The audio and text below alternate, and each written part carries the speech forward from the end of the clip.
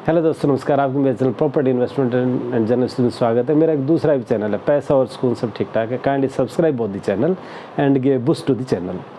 आज का हमारा टॉपिक एक्चुअली आजकल एक स्टेटमेंट आ रही है कि वर्किंग आवर्स के बारे में, तो हमारे टॉपिक का नाम भी रहेगा वर्किंग आवर्स। एक्चुअली जो हमारे वीडियो है नॉर्मली समाज भी बनते हैं, प्रॉपर्टी बनते हैं, जो चीज़ ट्रेंडिंग कर रहे हैं उन पर भी बनते हैं। तो अभी कुछ दिन पहले आप लोगों ने सुना होगा, किसी इंडस्ट्री ने कहा था कि भाई हमारे जो वर्किंग आवर्स है, जहाँ जो भी देखो काम तो हर कोई करता है, घर का खर्चा चलाने के लिए काम भाई हर कोई करता है। कोई भाई कंपनी में करता है, कोई गवर्नमेंट सेक्टर में करता है, कोई सेमी गवर्नमेंट में करता है, हर कोई काम करता है। तो एक इंडस्ट्रियलिस्ट ने कुछ दिन पहले बोला था, करीब 8-10 महीने पहले, कि भाई 70 आवर्स इन वीक काम करना चाहिए। अभी रिसेंटली एक नेता स्टेटमेंट आई थी, भाई 84 आवर्स वर्किंग आवर होना चाहिए।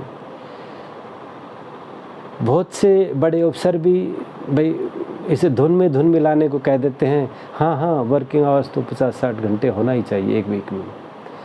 मैं उन स्टेटमेंट देने वाले से ये पूछना चाहूँगा, भाई आपका वर्किंग आवर कब से स्टार्ट होता है?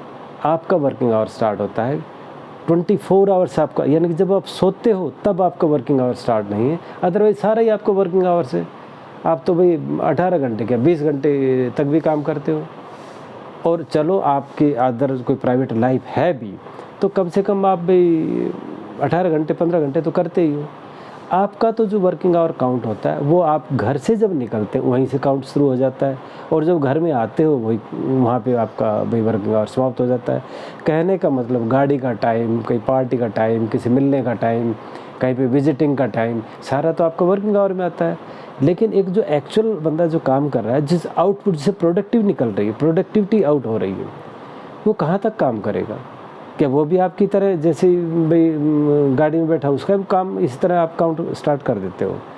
तो मेरे कहने का मतलब ये है कि वैसे तो जब भी एक कॉमन मैन, एक मिडिल मैन, जैसे अपने घर में किसी को वर्कर से काम कराएगा, भाई जैसे मान लो राजमिस्त्री वगैरह को कंस्ट्रक्शन में काम चल रहा है, तो क्या कहेंगे, भाई 1 घंटा हो गया रेस्ट का, अभी आप काम पे लग जाइए। यानी कि उनका तो आप ये देखते हो कि भाई 1 घंटा 1.25 घंटा रेस्ट कर लिया तो वो भी आपको खलने लग गया, और आप दिन भर रेस्ट करते रहे तो उसको भी आप काम में काउंट कर देते हो। तो मेरा कहने का मतलब ये है कि अगर भाई स्पेशली ये स्टेटमेंट गवर्नमेंट सेक्टर या कंपनी को लेकर दी हुई है, लेकिन गवर्नमेंट सेक्टर से मेरा ये कहना है, भाई कम से कम उतना तो काम कर लो जो कंपनी में लोग करते हैं, जो बैंकों में लोग करते हैं। या सिर्फ स्टेटमेंट देना ही बाकी रहेगा? See what your subordinates are doing. कम से कम ये तो देख लो आपके सबॉर्डिनेट क्या कर रहे हैं। Meeting meeting meeting meeting, output क्या है? 0। मीटिंग, खाया पिया, घूमे फिरे, भाई इतना टाइम हमने हमारा वर्किंग आवर हो गया। आप ये तो देखो प्रोडक्टिविटी क्या है।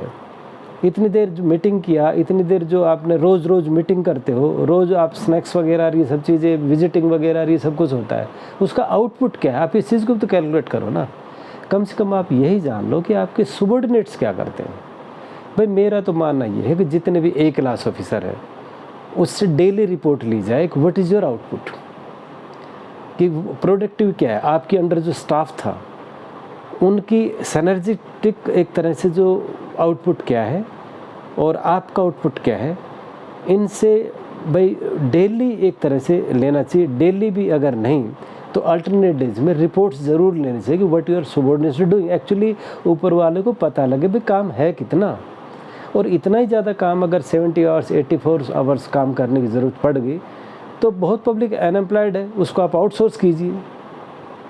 और मैं तो ये कहूँ कि गवर्नमेंट में तो काम करने के लिए बंदे रखने ही नहीं चाहिए। आप सिर्फ सुपरवाइज़र रखो, सिर्फ क्लास 1 ऑफिसर रखिए, ताकि गवर्नमेंट के कंपटीशन की सारी चीज़ें भी ख़त्म हो जाए। सिर्फ फर्स्ट क्लास पोस्ट रखिए, पूरी जिम्मेदारी अकाउंटेबिलिटी उनको दीजिए, और पूरे काम को आप आउटसोर्सेज कीजिए। उस आउटसोर्सेज में भाई एक तरह से वो सुपरवाइज़ करेंगे और काम का पता लगेगा कि ये काम एक्चुअली हुआ है। अभी डीप में किसी काम को अगर देखना चाहोगे तो गवर्नमेंट सेक्टर में, अब मैं इसके बारे में क्या कहूँ, हर कोई एनालाइज कर लेता है। पहले तो ये हाल था, 11 बजे जाते थे, पहुँचते थे, और भाई जाके चाय पानी पिया, लंच का टाइम होगा, लंच किया, भाई थोड़ा बहुत लंच के बाद भाई घूमे फिरे, देखा चाय का टाइम हो, चाय पिया, वापस घर पे।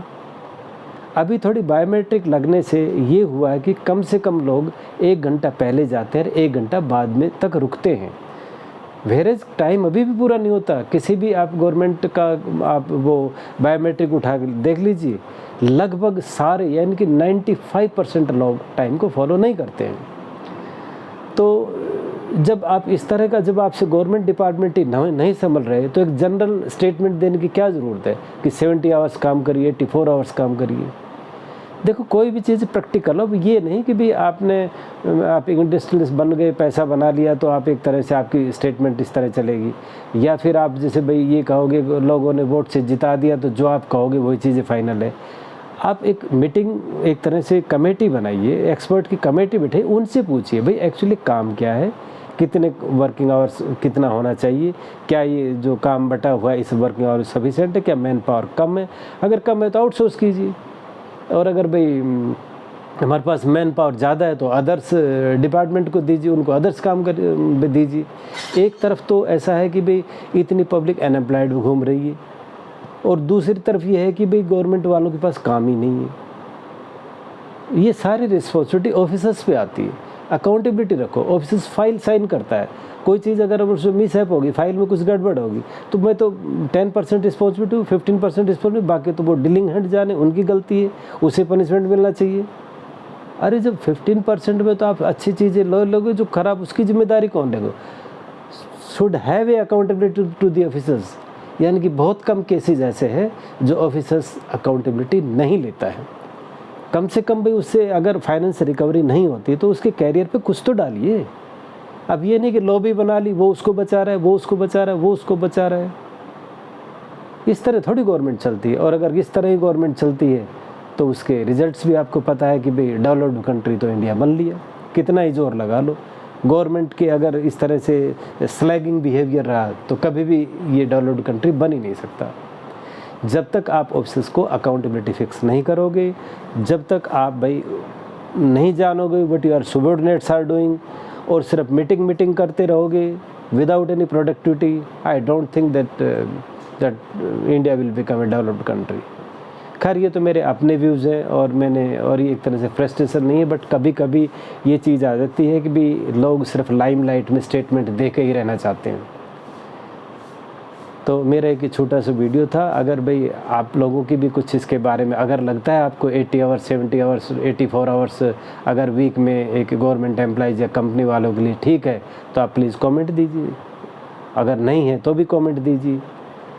और मैं तो ये कह रहा हूँ कि आपने जो वर्किंग आवर से बाद का टाइम, जो ओवर टाइम है, उसको तो ख़त्म कर ही दिया है, तो फिर आप क्यों कह रहे हो कि भी 84 आवर्स, क्या उसको डबल पेमेंट दे दोगे? क्या जो उसको आप ओवर टाइम में काउंट करोगे? तो ये स्टेटमेंट एक पॉलिसी के तहत और एक विज़न के तहत देना चाहिए। ऐसे ही आई डोंट थिंक कि ऐसे ही कोई स्टेटमेंट दे दे और एक अनरेस्ट आप क्रिएट कर दो एम्प्लॉइज़ में, तो I think that is not a thing. तो I support to the government peoples, they are also doing the hard work. लेकिन उनका जो सबॉर्डिनेट है, उनका सबॉर्डिनेट नहीं, बट उनके जो बॉसेस हैं, मिनिस्टर्स और भाई हायर अथॉरिटी को या भाई बड़े ऑफिसर को जानना चाहिए, जो 1 क्लास से ऊपर भाई जो पोस्ट है या 1 क्लास जो पोस्ट है, कि what actually they are doing. ये चीज़ पे ध्यान दीजिए, और इस तरह से आप प्रोडक्टिविटी और एक वर्क सेटिस्फेक्शन की तरफ जब तक आप मतलब ध्यान नहीं दोगे, डेवलप्ड कंट्री नहीं बनेगा। इसी तरह स्लैगिशनेस चलती रहेगी। खैर anyway, thank you very much. आज का मेरा वीडियो इतना ही था। मेरे दिमाग में व्यूज़ आए और मैंने भी डाल दिया। और if you feel another way तो kindly give the comments. Thank you much.